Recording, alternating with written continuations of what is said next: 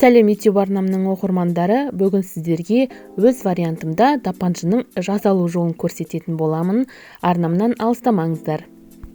Жасалу жолына келетін болсақ, ең алдымен қазанға көз мөлшерімізбен өсімдік майын құйып, оны қатты қыздырып аламыз.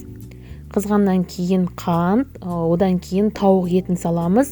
Менде бұл жерде тауықтың жамбастары, яғни бедра, куриные бедра, я болмаса голенді де салуға болады. Ол енді әркімнің өзінің қалауынша. Енді осы тауық етін майда қызарғанша қуырамыз. Енді осы етіміз қызарғанша сәбізді, пиязды, картопты турап дайындап аламыз. Сәбізді өте жұқа қылмай, орташа қалыңдықта дөңгелек етіп тураймыз.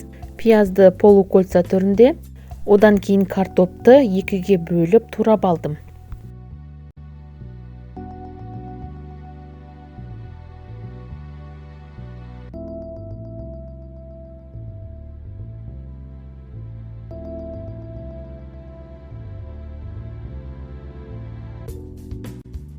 Мінекей тауық еті қызарып қуырылғаннан кейін үстіне пиязды салып, ары қарай тағы да қуыратын боламыз.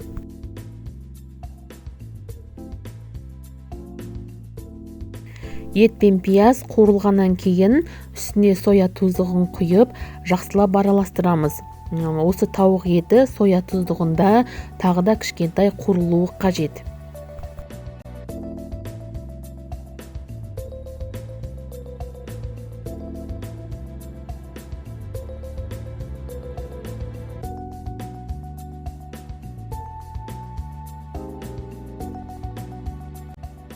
Тауық еті соя тұздығында кішкене қуырылғаннан кейін оған дәмдеуіштерімізді саламыз. Бұл қара бұрыш, тұз және де тапаншаға арналған қызыл бұрыштан жасалған өзінің приправасы. Жақсылап араластырып 1-2 минутқа қуырып қоямыз.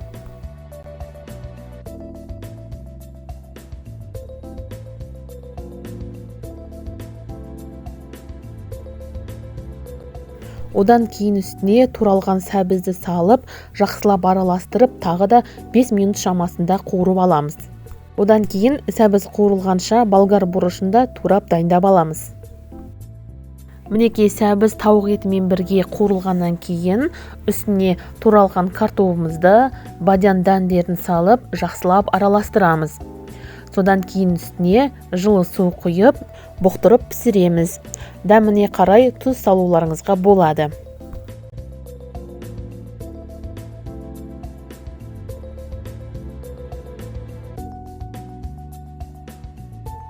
Келесі кезекте тапаншаның астына жаймасын әзірлеп аламыз.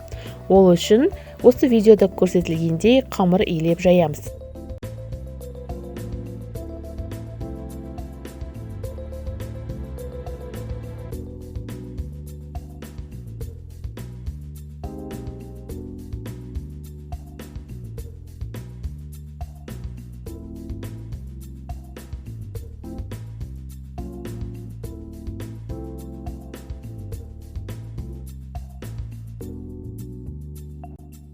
Жайып алған жаймамызды өзіміздің қалауымызша кесеміз. Менде өте жіңішке емес, орташа көлемдегі кеспе түрінде кесіп дайындап алдым. Енді осы кеспемізді суда пісіріп аламыз.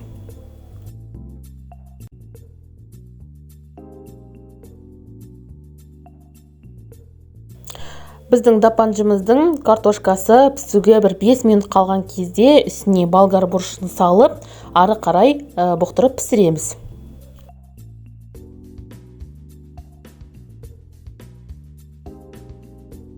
Піскеннен кейін астына жаймасын салып, үстіне укроп я болмаса петрушка сеуіп ұсынса болады.